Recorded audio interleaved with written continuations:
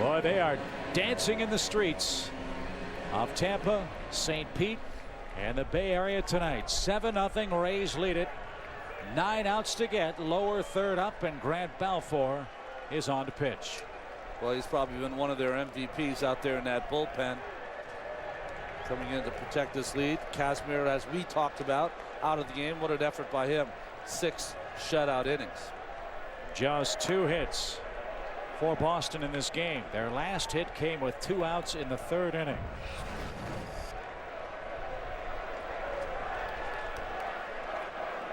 Lowry 1 for 12 in this series. Drives one deep to right. Gross back. That ball is off the base of the wall. Lowry on his way to second, and he'll stand with a double. So there's a start for the Red Sox. Balfour gives up a long 2-base hit. A healthy cut has him behind 0-1. The problem is that you can almost get ahead of yourself here. Start thinking about the champagne, and you cannot do that. Have to execute your pitches. Stay in the moment. Close this up if you're the bullpen for the Tampa Bay Rays. Wind not much of a factor. It's quieted for the most part after big time gusts in the first 3 or 4 innings tonight. Very comfortable evening. You know, Buck, you said it. You said as time goes on in the series, we would get to know the starters for the Tampa Bay Rays, and probably the Q rating of their pedigree for the Boston starters was larger and more well known. But the Boston starters in the last 4 games, 16 2/3 innings pitched, 23 runs, 11 home runs.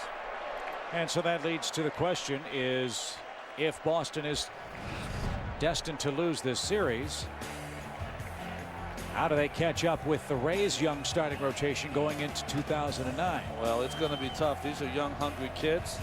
And they also had, you were talking about David Pride, who's out there, the left-hander, who could really kind of make that nice mix as diverse as you'd ever want, with 2 strong left-handers that can strike you out.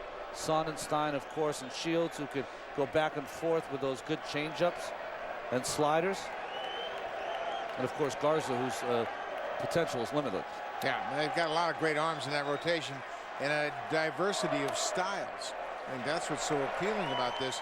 And for the regular season, the Rays starters had a better ERA than the Red Sox starters.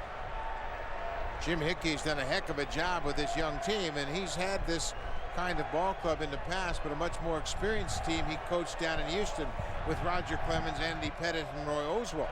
Twice he went to the postseason with that group of pitchers. Veritek hits a fly ball to center, but that's where they go to die. Upton is there. And 1 man is out in the 7th inning. Veritek is retired. Here's Kotze. 7 strikeouts for Kazmir. Now Balfour with a runner at second, 1 out. And that's way high and outside. Boston trying to somehow pull off a miracle late and also extend a very impressive streak. They have not been shut out at home in postseason play since September 10th, 1918, when the Cubs blanked them in the World Series. So 90 years of history may be on the line in this game 5.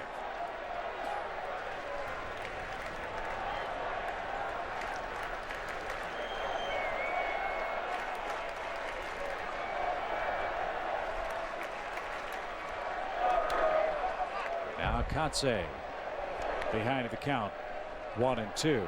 Mentioned briefly the Red Sox, if this is going to be their season swan song tonight. How big of an off-season retooling will Theo Epstein, Terry Francona, and the Red Sox need to undergo to turn things around? I mean, after all, they did win 95 games this year. Yeah, I think the biggest thing is health. Yeah. You know, you just got to look at Beckett. I don't think he was healthy when he started this postseason. That's hit to left center. Upton had Kotze played perfectly. How many times has Kotze been denied in that spot in this series? 2 out. I mean, this is not a reflection of this team by any means. They have been shut down by a better pitching staff. That's the bottom line. And taking nothing away from Tampa Bay, to your point.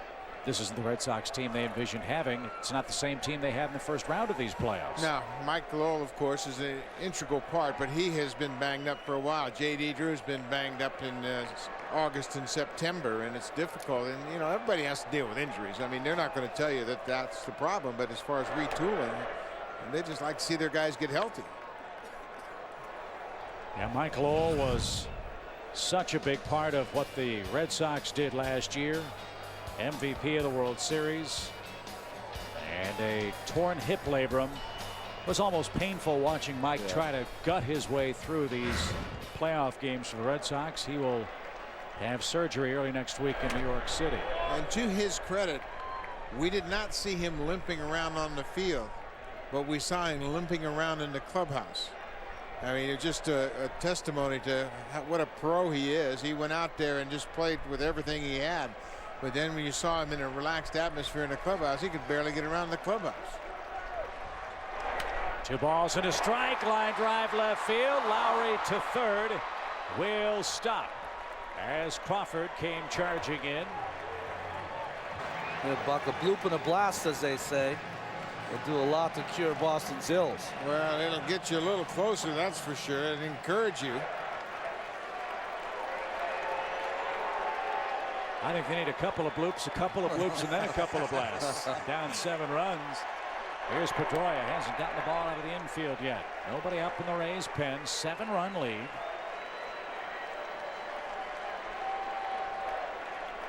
With Ortiz waiting on deck. Youkilis in the hole for Boston.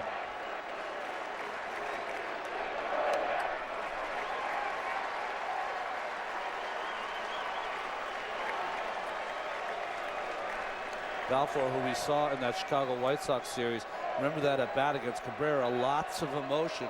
Usually pitches with lots of emotion, not so much here with this 7-0 lead.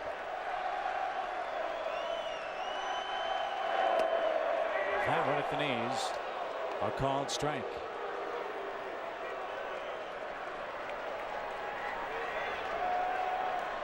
Remarkable year for Pedroia this year.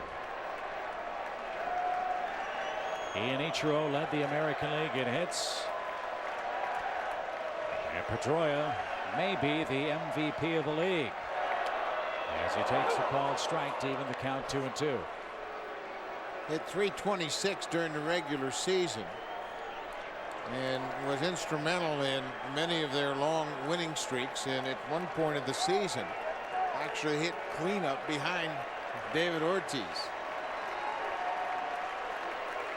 He's trying to grind out a 2-out at bat in the 7th. He's got to be wondering what it takes. Balfour goes 2-0 on him. The next 2 pitches on the black, on the knees.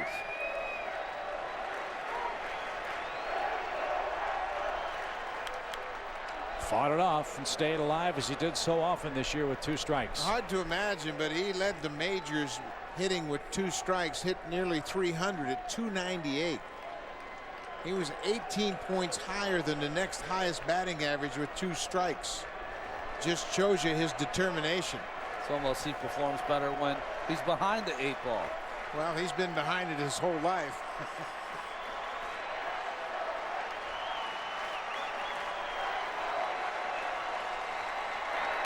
Takes high. Pedroia 5'9", 180 pounds soaking wet. A 2nd-round pick back in 2004 for the Red Sox. And now again the Fenway crowd trying to keep the dream alive.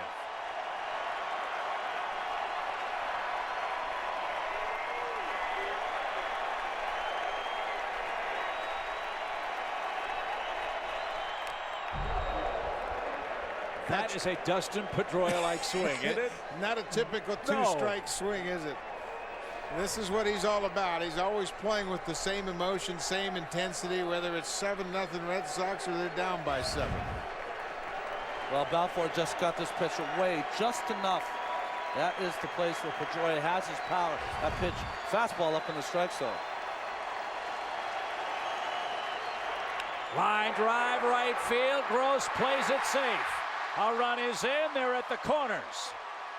7-1. They've got 7 outs left. They're down 6 runs, and Poppy takes the ball high.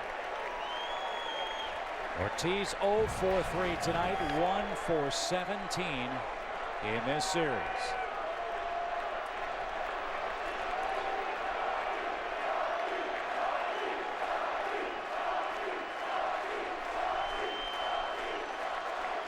Swing and a drive, deep right field. If it's fair, it is way out of here.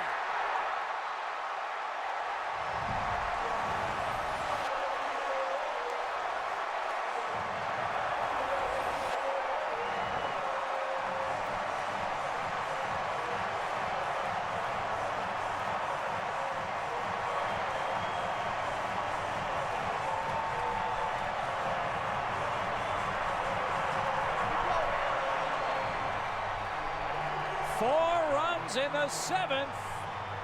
So Balfour is retired. Here's Dan Wheeler. You talk about signature moments for Tampa Bay. Here's another one. Wheeler in game 2, 3 innings and a third of 1-hit relief in that 9-8 11 inning victory for the Tampa Bay club at Tropicana Field. So here's Youkilis. Crowd back in it. And strike one. Well, the Red Sox came down from a 3-0 deficit against the Yankees in 2004, 3-1 deficit against the Cleveland Indians last season. Can they come back from 3-1 and 7-0 here in Boston? Wow, that would be something. Dustin Pedroia getting a 2-strike, 2-out RBI hit, encouraging the rest of the team as he's done all year. And both of those have been in very short supply for Boston this entire ALCS. He hasn't hit much with guys in scoring position. 4 times to that point. Not quite a bloop and a blast, but it'll work for the Red Sox right now. Well, they need a couple more now. 7-4 as Youkilis, a 1-1 count. He's 1 for 5 against Wheeler with a home run. High and tight. How did he get out of the way of that?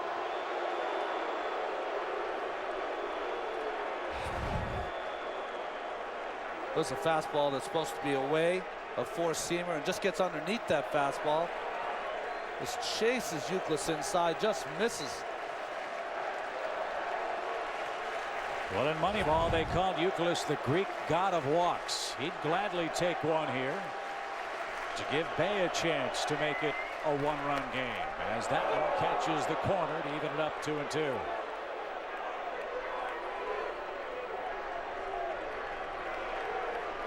Well, most of the season it's been Pedroia and Youkilis back and forth as favorites for the MVP of this team.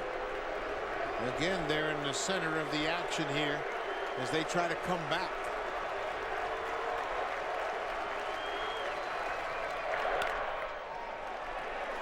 Largest comeback in the postseason history of the Red Sox. 3 runs. It's been done 4 separate times. They were down 7-0 in this 7th inning with 2 out.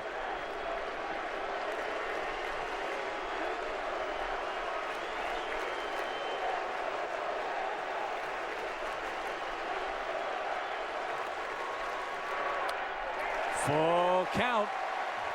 2 outs and 2 strikes on Pedroia.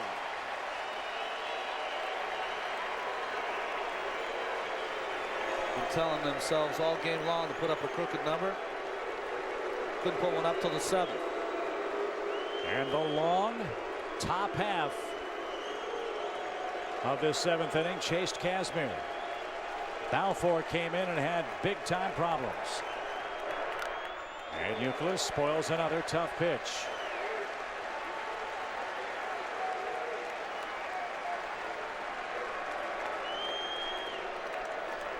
That's one thing about managing, is when you're contemplating taking a starter out, the big question is that guy in the pen going to be better than that guy on the mound? And the only thing that we could go by was, because of the long inning, Kazmir on this cold night was removed. 3-2 pitch, fly ball, well hit to right, but playable for Gross. Wheeler puts out the fire in the 7th, but the crowd at Fenway Park is back in it. Big Papi unloads with a 3-run homer, and we've got a game in Game 5.